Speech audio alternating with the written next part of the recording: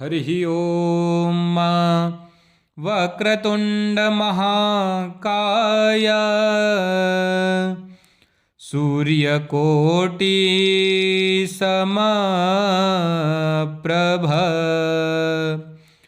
निर्विघ्नं कुरु मे देव सर्वकार्येषु सर्वदा।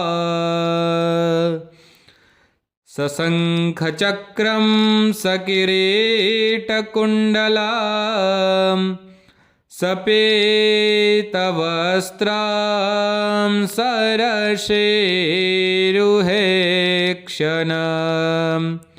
सहारवक्षस्थलकौस्तुभाक्षियां नमामि विष्णुं शिरसा चतुर्भुजम्।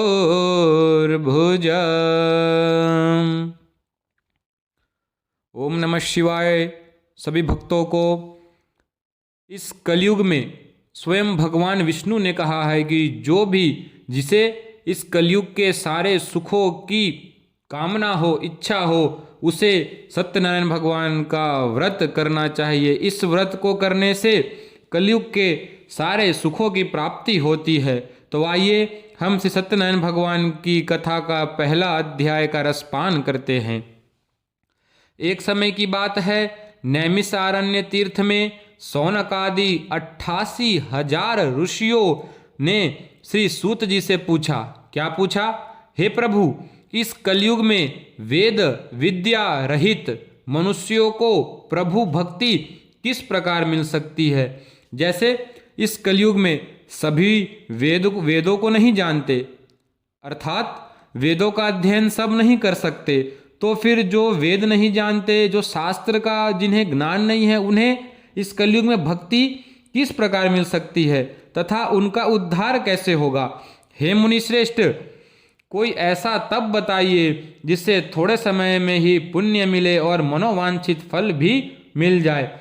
इस प्रकार की कथा सुनने की हम इच्छा रखते हैं। सर्वशास्त्रों के ज्ञाता सूत जी बोले कि हे वैष्णवों, मैं पूज्य आप सभी ने प्राणियों के हित की बात पूछी है, इसलिए मैं एक श्रेष्ठ व्रत को आप लोगों को बताऊंगा जिसे नारद जी ने लक्ष्मी नारायण जी से पूछा था और नारद जी से कहा था आप सब इसे ध्यान से सुनिए। एक समय की बात है, योगीराज नारद जी दूसरों के हित की इच्छा लिए अनेकों लोकों में घूमते हुए मृत्युलोक में आ पहुँचे। मृत्युलोक का अर्थ है कलयुग में आ पहुँचे।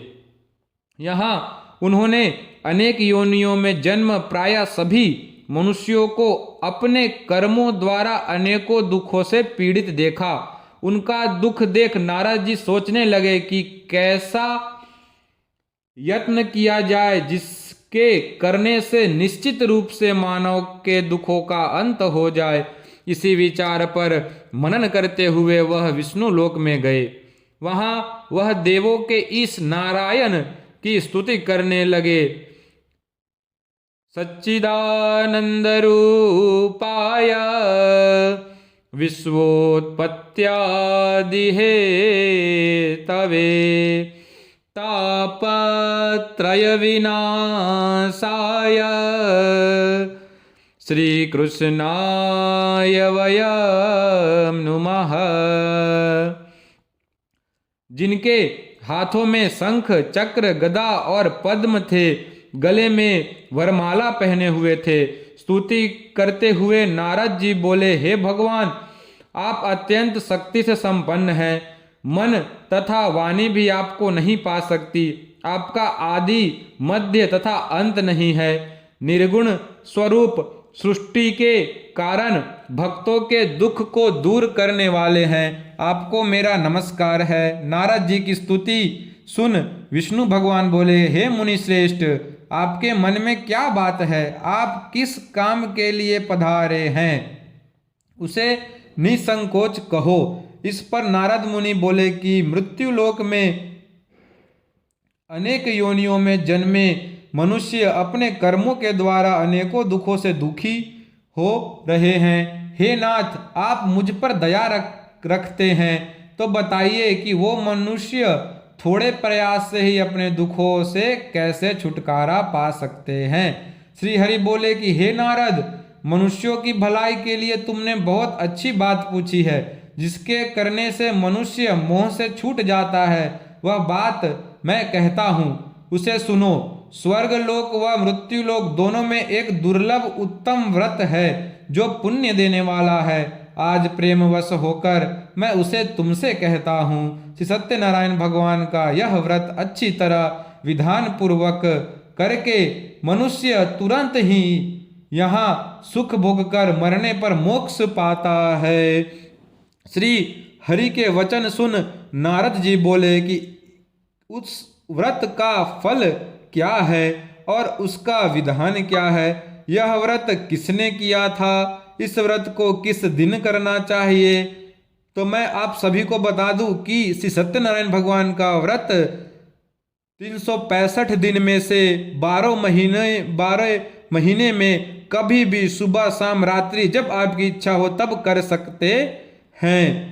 सभी कुछ विस्तार से बताएं। नारद की बात सुनकर श्री हरि बोले, दुख व शोक को दूर करने वाला, यह सभी स्थानों पर विजय दिलाने वाला है। मानव को भक्ति व श्रद्धा के साथ शाम को श्री सत्यनारायण की पूजा धर्म पारायण होकर ब्राह्मणों व बंधुओं के साथ करनी चाहिए। भक्ति भाव से ही नैवेद्य, केले का फल, घी, दूध और गेहूं का आटा सवाया ले। गेहूं के स्थान पर साठी का आटा, शक्कर तथा गुड़ लेकर वह सभी भक्षण योग पदार्थों को मिलाकर भगवान का भोग लगाएं। ब्राह्मणों सहित बंधु बांधवों को भी भोजन कराएं। उसके बाद स्वयं भोजन करे, भजन कीर्तन के साथ भगवान की भक्ति में लीन हो जाए। इस तरह श्री सत्यनारायण भगवान का यह व्रत करने पर मनुष्य की सारी इच्छाएं निश्चित रूप से पूरी होती है। इस कली काल अर्थात कलयुग में मृत्यु लोक में मोक्ष का यही एक सरल उपाय बताया गया है। बोलो श्री सत्यनारायण भगवान की जय। श्री कमल नयन भगवान की जय। चलिए अब अगले वीडियो में दूसरे अध्याय की कथा का श्रवण करते हैं। सबको जय श्री लक्ष्मी नारायण, जय श्री सत्यनारायण, जय स्वामी नारायण।